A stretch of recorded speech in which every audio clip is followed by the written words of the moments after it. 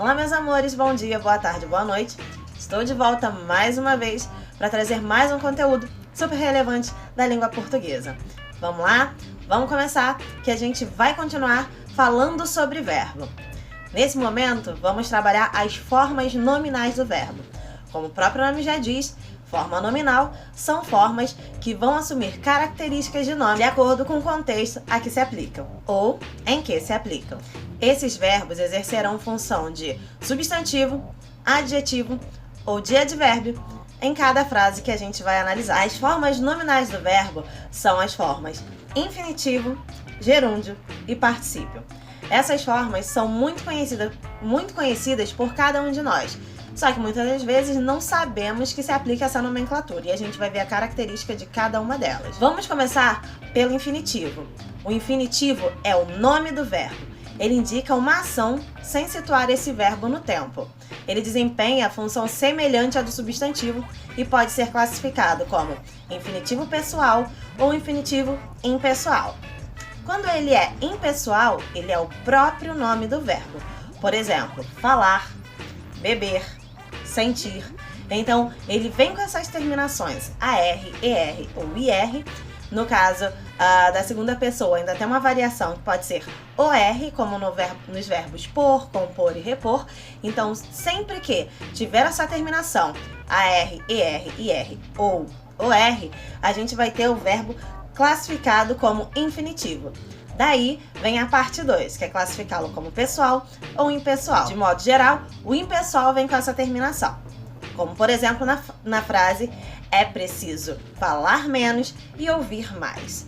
Falar e ouvir são verbos que estão no infinitivo impessoal, pois eles não são conjugados por nenhuma pessoa. Existe uma canção da Zélia Duncan que se chama Amar, e ela começa assim: errar é útil, sofrer é chato, chorar é triste, sorrir é rápido, não ver é fácil. Como a gente pode perceber, os verbos trabalhados nesses primeiros versos estão todos no infinitivo, pois eles apresentam essa terminação característica do infinitivo impessoal: errar, sofrer, chorar, sorrir e ver. Como eu já disse, os verbos se encontram no infinitivo impessoal, mas eles não assumem nessa oração a função de verbo, mas sim a função de nome. São os nomes dos verbos dos quais se fala. Vamos para a segunda classificação, que é a classificação de infinitivo pessoal. No infinitivo pessoal, o verbo vai se relacionar com as pessoas do discurso. Lembra? Primeira pessoa do singular, segunda pessoa do singular, também primeira do plural, segunda do plural, aquelas três pessoas, tanto do singular quanto do plural. Aí ele vai apresentar flexão de número e de pessoa. Na conjugação do infinitivo pessoal, geralmente se utiliza a preposição para. Grava isso bonitinho, porque sempre vai ter o auxílio de uma preposição. E a mais fácil de utilizar, a mais comum de utilizar, é a preposição para. Então a gente traz essa informação como fixa para poder diferenciar o infinitivo pessoal do modo subjuntivo tempo futuro, porque eles vão se entrelaçar e a gente precisa saber diferenciar uma da outra. Exemplo: acho bom eles praticarem mais esportes. Embora não tenha a utilização do para nessa frase, vem com o pronome eles, que está auxiliando na classificação ou auxiliando na conjugação desse verbo dentro da oração. Então a gente precisa ter noção. Quando a gente pega o subjuntivo no futuro, o verbo praticar, por exemplo, que a gente trabalhou na terceira pessoa do plural, eles. Quando eles praticarem, vai indicar a noção de futuro. Nesse caso, nessa frase utilizada, acho bom eles praticarem mais esportes, ele não traz esse significado, esse sentido de futuro. Então a gente vai ter mais essa diferença entre uma classificação e outra, já que no subjuntivo o tempo trabalhado é o futuro. Então, óbvio, ele tem que trazer em si a noção de futuro. Então, retomando, para diferenciar o modo subjuntivo futuro e o infinitivo pessoal, a gente vai ter que prestar atenção na indicação de futuro que ele apresenta, ou se ele não apresenta, e também na possibilidade do uso das preposições. principalmente a preposição para, que é a característica do infinitivo pessoal, e a noção de futuro é característica do futuro do subjuntivo. Daí, por exemplo, tenho algumas orações para analisarmos exatamente essa noção. A primeira é: para analisar a tempo, terei que acelerar o meu ritmo. A segunda é: para terminares a tempo, terás que acelerar o teu ritmo. Terceira: quando terminar, eu aviso. Quarta: quando terminares, avise. Então, as duas primeiras, elas têm, além de ter a presença da preposição para, elas não indicam a presença do sentido de futuro. Diferente da oração 3 e da oração 4, que já trazem em si essa noção do futuro. Quando terminares, quando terminar. Então, a noção de futuro é a principal diferença entre uma e outra. Porém, tem mais um detalhe. Isso, se tratando de verbos regulares, é muito simples de identificar. Agora, quando a gente trata sobre os verbos irregulares, é mais simples ainda de identificar. Por quê? Vai ter diferença da conjugação do subjuntivo, do futuro do subjuntivo, para a conjugação do infinitivo pessoal. Vamos dar uma olhadinha? Primeiro, olha só, vou tratar do infinitivo pessoal e vou utilizar o verbo ir, que é um dos principais verbos irregulares que a gente tem na nossa língua. Então, utilizando a preposição para no verbo ir. Para eu ir, para tu ires, para ele ir. Para nós irmos, para vós irdes, para eles irem. Agora, o ir no futuro do subjuntivo, a gente vai utilizar, como já foi trabalhado, já foi conversado, a palavrinha auxiliar quando, que vai dar noção de tempo. Então, quando eu for, lembra que o eu no infinitivo é ir? Não é quando eu ir, é quando eu for. Quando tu fores, quando ele for, quando nós formos, quando vós fordes, quando eles forem. Então, quando o verbo é irregular, a diferença torna-se muito mais perceptível. Então, se era fácil no irregular tornou-se mais fácil ainda a sua identificação e a diferenciação entre uma classificação e outra. Continuando a nossa aula, vamos entrar na segunda classificação de formas nominais do verbo. Nós temos a classificação gerúndio. Gerúndio é muito simples, a gente utiliza com muita facilidade no cotidiano e são aqueles verbos que têm a terminação NDO. Beijando, abraçando, comendo, bebendo, falando. Então, esses verbos com essa terminação NDO expressam uma ação contínua. Eles podem ter valor de advérbio ou adjetivo quando não estiverem compondo uma locução verbal. Lembrando que a locução verbal é o verbo auxiliar, mas verbo significativo, os dois verbos têm função e classificação de apenas um verbo, ok? Por exemplo, na frase, o bêbado estava cambaleando pelas ruas da cidade. Ou, eu estava almoçando quando o telefone tocou. Cambaleando e almoçando são indicações do verbo de que essa ação é contínua. Ela permanece acontecendo durante algum tempo. Como essa classificação é muito simples, vamos passar para a próxima, que é o particípio. O particípio tem por característica as suas terminações ado, ido ou ito. E essas terminações, elas podem flexão de gênero e flexão também de número. Então, ela, além de terminar como ado, ido ou ito, pode ser ada, ida ou ita. E como assim, Ludmila? Como são essas terminações? Como são esses verbos conjugados com essas terminações? É isso que a gente vai ver agora. Voltando à regrinha básica, se no gerúndio apresentava uma ação contínua ou uma ação continuada durante algum tempo, no particípio essa ação foi finalizada. E os verbos no particípio, eles podem apresentar características de classificação de adjetivo quando não estão compondo a locução verbal. Lembra que eu já expliquei no gerúndio o que é locução verbal. Como no exemplo, Daniela, professora conhecida no bairro, se formou há 15 anos. Então, conheci da, ou poderia ser Daniel, conheci do. Lembra?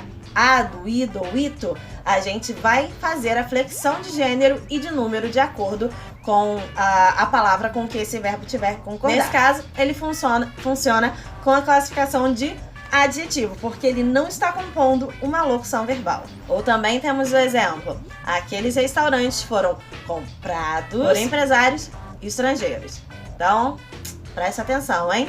Comprados. Então, ado virou ados, porque os restaurantes estão no plural. Assim como Daniela, que era feminino, teve que concordar com a palavra conhecida, no gênero feminino também, em sua classificação. Alguns verbos podem apresentar duas formas para o particípio, ou até três.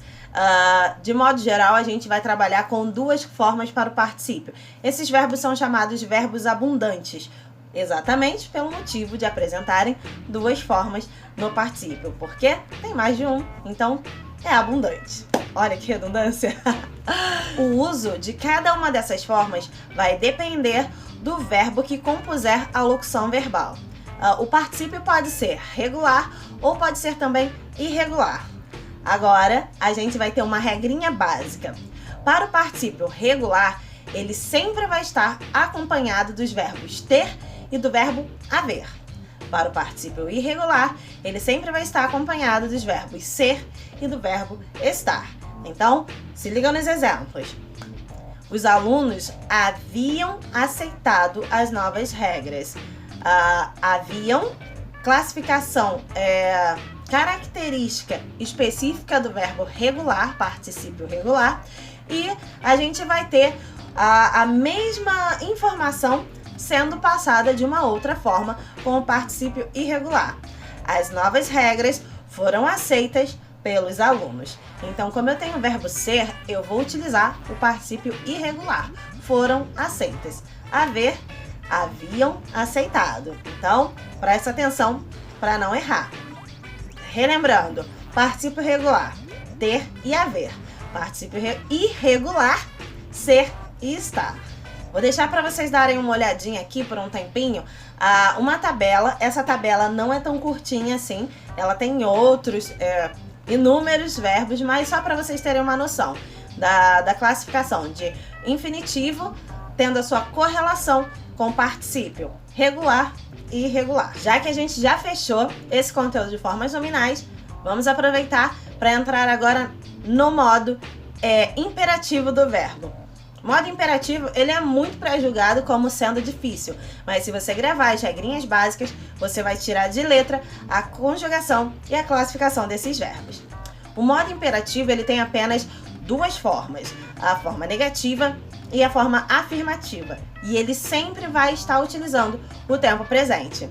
Sabendo que ele utiliza o tempo presente, daí vem a colinha básica para a regra. Ele vai herdar a conjugação do modo presente do indicativo e do modo presente do subjuntivo. Sempre serão utilizadas como bases esses dois tempos. Tempo presente do indicativo, tempo presente do subjuntivo.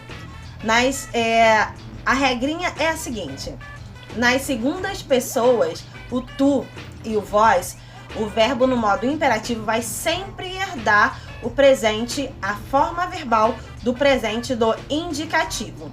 Só tem um detalhe: como essas formas terminam em S, você corta o S e mantém todo o restante. Nas outras pessoas, você vai sempre utilizar os verbos da forma original do presente do subjuntivo. Essa é a forma do imperativo afirmativo, ok? Então, presta atenção.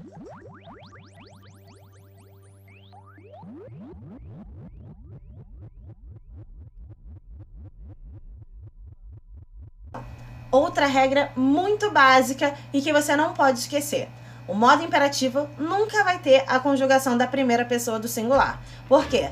Eu não tenho como me ordenar a fazer alguma coisa, né? Num quadro normal, num quadro da normalidade, eu não tenho como me auto-ordenar a realizar algumas atividades ou quaisquer atividades que sejam. Por quê? O modo imperativo tem como característica ordem, convite, conselho ou súplica. Então, quando você chama o seu amigo para a festa de aniversário, você está se utilizando do modo imperativo. Venha à minha festa, compareça dia tal. Então, quando você realiza convites ou quando você pede alguma coisa aos seus pais, ao seu amigo, ao seu namorado, traga pra mim, por favor, uma caixa de chocolates. Você tá pedindo, expressando um desejo que pode ser considerado ou classificado também como uma ordem, dependendo do seu tom de voz ou do seu comportamento e suas expressões corporais, ok? Então, relembrando, o modo imperativo sempre vai expressar ordem, conselho, súplica ou convite. Agora, retomando a construção dos modos do modo imperativo na forma afirmativa ou negativa, a gente vai ver a tabelinha. Se liga aí. Primeiro, o presente do indicativo, relembrando, segunda pessoa, o tu, e a segunda pessoa do plural, vós. Agora, o presente do subjuntivo, ele vai preencher todas as outras classificações ou conjugações na realidade, ok? Então, quando você pensar assim, nossa, compor o modo imperativo é muito difícil. Não, é só você pegar a sacolinha que você completa a tabelinha, ok? Então, a tabelinha é muito simples de compor do imperativo afirmativo. Se essa já é simples de compor, depois que você entende a regra, a forma do imperativo negativo é mais simples ainda. Por quê? Porque ela herda todo o presente do subjuntivo, sem essa troca de pessoas. É só você pegar o presente do subjuntivo e transpor para o imperativo. Então, lembrando que se ele é imperativo negativo, ele precisa da palavrinha de negação, que é o quê? Não, o nosso advérbio de negação não tem que acompanhar, senão ele vira imperativo afirmativo e a sua conjugação vai estar equivocada, porque você vai colocar metade subjuntivo, o que era metade subjuntivo ou parte subjuntiva e outra parte indicativa, você vai jogar todo o subjuntivo. Aí não vai dar certo. Mais um dos exemplos de utilização frequente do modo imperativo são as campanhas publicitárias. As campanhas publicitárias, elas tentam nos convencer a aderir a uma ideia ou comprar algum serviço ou produto. Por exemplo, campanhas de doação de sangue, salve uma vida, doe sangue, vá até os postos de saúde, ou vá até o hemocentro, vá, salve. Quando quer vender algum produto, compre em até 10 vezes. Então, imperativo. As campanhas publicitárias, elas sempre vão estar envoltas nessa forma do verbo, que é o modo imperativo. Tanto na forma de ordem, né, com o sentido de ordem, ou no sentido de convite. De modo geral, esse é o fechamento dessas classificações que eu fiquei de trazer para vocês, principalmente o modo imperativo, que gerava muitas dúvidas, e eu espero que daqui para frente vocês saibam com tranquilidade como trabalhar com esse modo imperativo, nas suas duas formas, afirmativa e negativa, além das formas nominais, que são muito comuns no nosso cotidiano. Espero vê-los na próxima, um grande beijo e até lá! Não esquece de curtir e compartilhar esse vídeo. Um grande beijo!